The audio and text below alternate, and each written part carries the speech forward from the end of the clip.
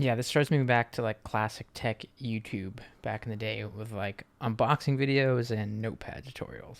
Hey, ladies and gentlemen, Adrian here for Digital Dojos, and today we're going to be unboxing, giving my first impressions of Apple's iPhone 13 Pro Max. So, Apple recently released their all-new 13 Pro Max. I did a video on whether or not you should upgrade. Check that out, see what's new, all that good stuff.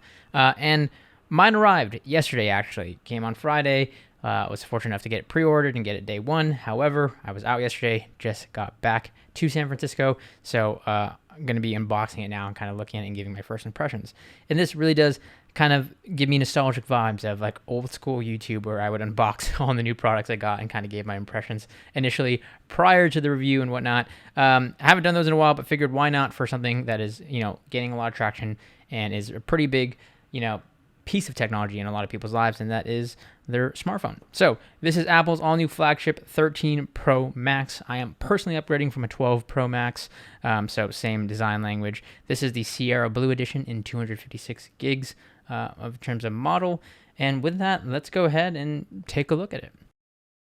So here we have the 13 Pro Max in its packaging, and if you saw the packaging, it's super minimal. I think year after year, they've just been getting really, in terms of eco-friendly and trying to reduce the amount of packaging. For example, this was the iPhone 11 Pro Max. You can see how much thicker it is in comparison to the all-new 13 Pro. Last year's 12 Pro was also pretty thin, but again, they've just significantly reduced the amount of stuff included.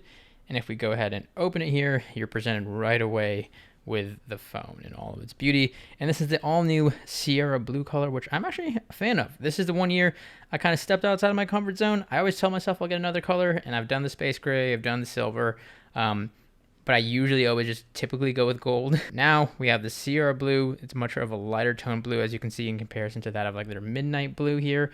Just a really nice, in certain lighting, almost looks like silver, almost white there. But yeah, really, really nice tone, very subtle. You can see the Apple logo and certain lighting just kind of blends in, but looks really nice with that stainless steel edge, which unfortunately is going to be a fingerprint magnet, as you can already see. Outside of that, just to get out of the way, you have the charging cable here, which they now include USB-C to Lightning cables by default, which is nice to see. And then nowadays, with the Apple packaging, you no longer get headphones or anything of that sort. You just get the SIM ejection tool and the classic designed by Apple in California in terms of literature, and that's it. That's how they've reduced significantly in terms of packaging nowadays. You just pretty much get the phone and the charging cable. Speaking of the phone, you do have the cover here, so let's go ahead and release that. An ever so satisfying sound of the peel there.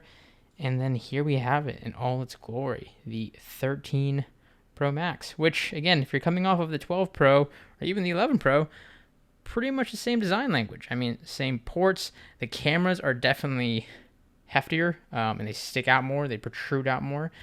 So that's one noticeable thing. And it just, again, it feels much more heavier, which often we associate weight and stuff with products to be kind of a sign of premium or quality, and it definitely feels hefty. Here we have the new welcome screen, which is a nice addition. This is going to be obviously shipping with iOS 15, and as you can see here, it has all the rotating languages. Konnichiwa, I think it is the classic hello and all that here, hola, and you can just go ahead and swipe up and get right into setting up your phone. All right, now that I've spent a couple hours with my 13 Pro Max out of the box, I want to talk about my initial impressions. Again, these are initial impressions out of the box, testing it in just very small sample size. My full review will have the detailed opinions and thoughts of a lot of these features.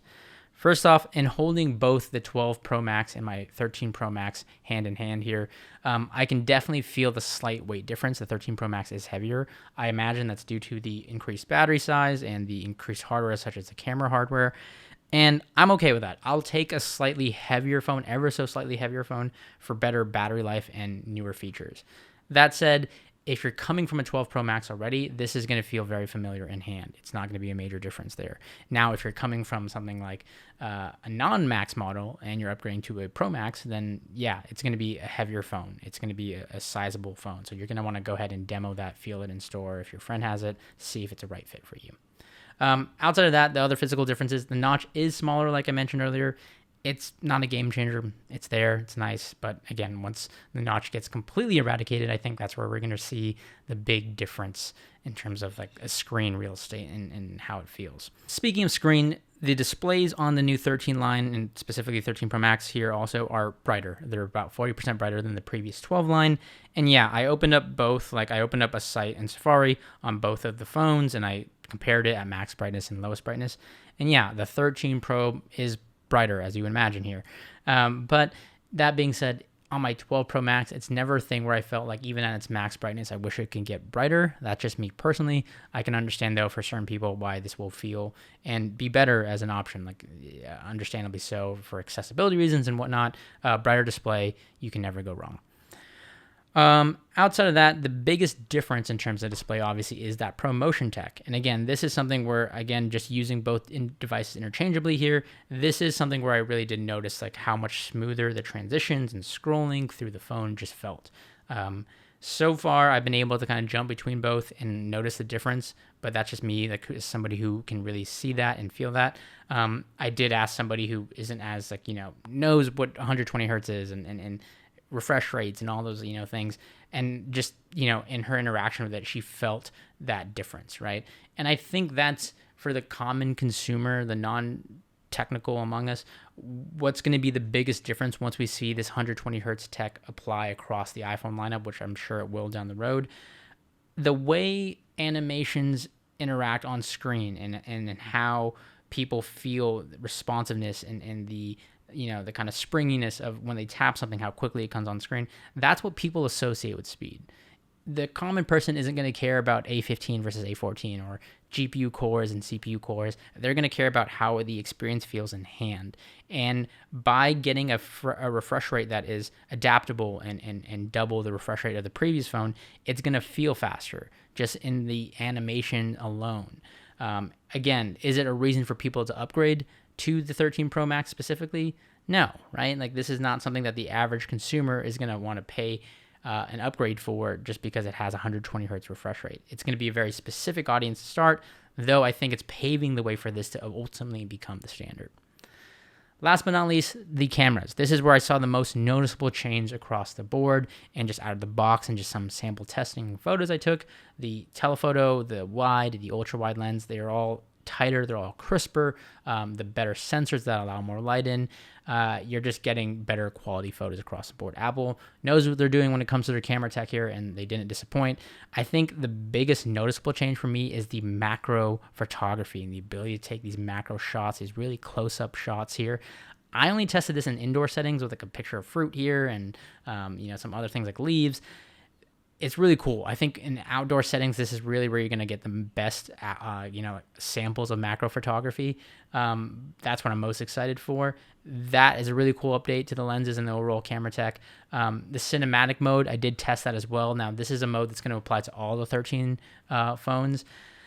It's basically rack focusing, and you can see the sample here on my front facing. So we're shooting a test on cinematic mode using the selfie camera, front facing camera. Focus on my face as of right now. We're going to go ahead and post and have it focus on the background and then back to my face. And then you can see the sample here on the rear-facing camera. So here's a test of cinematic mode on the rear camera. Again, focusing on the foreground, and then in post, switching to the background. It's cool. Is it perfect from a technical perspective? No, it's still hunting a little bit. The transitions sometimes feel too abrupt and not as smooth, but it's getting there. And I think in the right circumstances, in the right scenarios, you can take really cool videos with this, and it's that much more quote unquote cinematic, right? But that said, I don't think this is a major feature it's gonna be the reason people jump to 13 Pro, right? Or 13 in general. I think the better camera lenses, the better camera quality is a reason. I don't think the cinematic mode as a feature specifically would be a reason people upgrade. But yeah, overall, the cameras are nicer. They're better quality, even coming off of the 12 Pro Max, the previous generation. That said, this is still a solid phone. These are still really solid cameras for a lot of people, the majority of you out there. I think, if you're on 11 or older, that's where you're really going to see the most increase to quality when it comes to camera. But nonetheless, they're better cameras, as you can imagine. All right, so that is my initial impressions out of the box, just testing so far my 13 Pro Max. Again, I'm going to have to really play around with this, do some real world scenarios, test things like battery life, day-to-day performance, get more sample photos, videos, all that good stuff for you so you can kind of really see how it plays in real world scenarios. I'm excited before I traded my 12 Pro Max because I'm actually trading it in this year. For once, I am going to kind of use them both side by side for the next couple weeks to kind of see how like the differences are and how they compare. Ultimately, that will all come out in the full review. So if you enjoyed this video, be sure to hit that thumbs up, like button. Consider subscribing if you're not subscribed already for that review when it does drop. And if you have any questions about the 13 Pro Max specifically, things you want to see, things you're curious about, whatever phone you're coming from or going to be potentially upgrading from, leave it down in the comments below so I can answer that in the actual review. As always, ladies and gentlemen, thanks for watching, and I'll catch you in the next one.